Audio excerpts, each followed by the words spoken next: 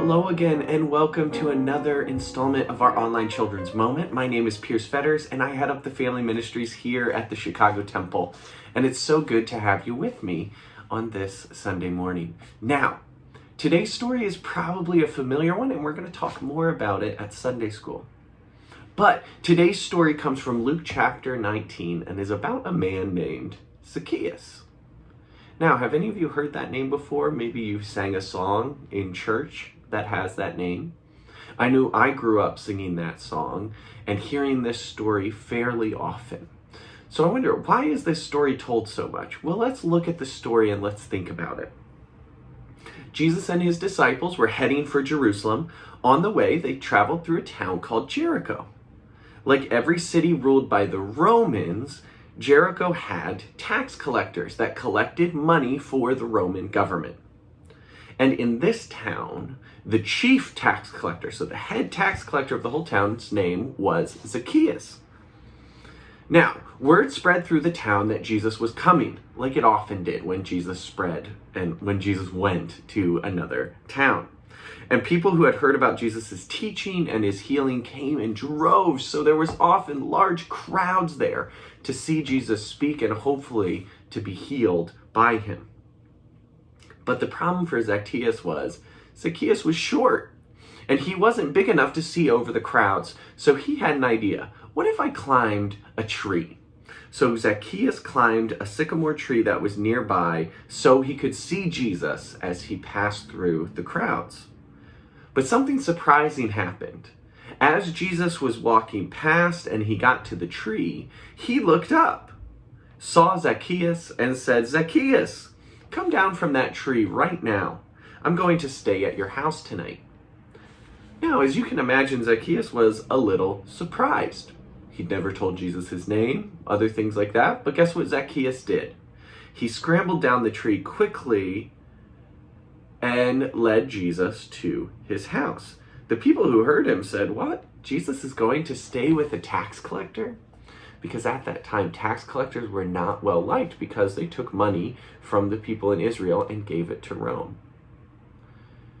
Zacchaeus, though, as he was leading Jesus away, said, "Look, Lord, I understand what it means to follow you, and I will give half of my possessions to the poor. And if I've cheated anyone, I will repay them 4 times as much." Jesus responded, "Zacchaeus, mercy has come upon your house, and you are a son of Abraham," meaning he is a Jew. He's one of God's chosen people. They walked together. They went to Zacchaeus' house, and I'm sure there was plenty of muttering going on as Jesus walked to the home of a tax collector. We've been talking about themes like this quite a bit, about themes of acceptance and of love. Well, here we see a pretty radical example. I'm trying to think of a modern day context, but it's sort of hard to think about who might be the most hated person in your city, in your neighborhood. But imagine someone who is hated because they're a cheat, they're a liar, they steal money. Well, that's Zacchaeus. Zacchaeus was not well liked, even though he made a lot of money and was very rich. But he saw something in Jesus, something different about the way Jesus lived and acted and the stories that he told and the way that should change our lives. And Zacchaeus knew, it seems like almost in an instant, that if he were to follow Jesus, and if Jesus were to come to his house, he couldn't keep doing what he was doing. And he also had to reconcile, make good some of the wrongs he had done.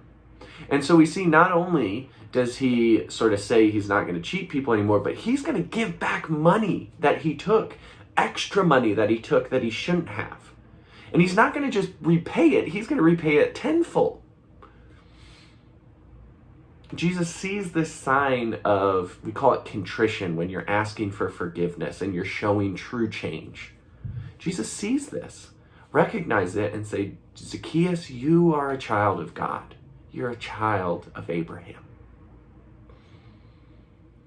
It's an important story for us to know because it means no matter what we do, no matter how far we feel we've fallen away from God, we can return to Jesus, but sometimes it takes a little work. It takes asking for forgiveness. It takes making things right. And sometimes, if we're already on that path, it means looking at those people who we need to forgive, who we need to make things right with, who we may have judged as bad, and tell them, no, you're a child of God. You're welcome here. So that's my encouragement for us this week. I look forward to talking about it more in Sunday school, and I hope the rest of you have a wonderful week, and I'll see you next time. Bye.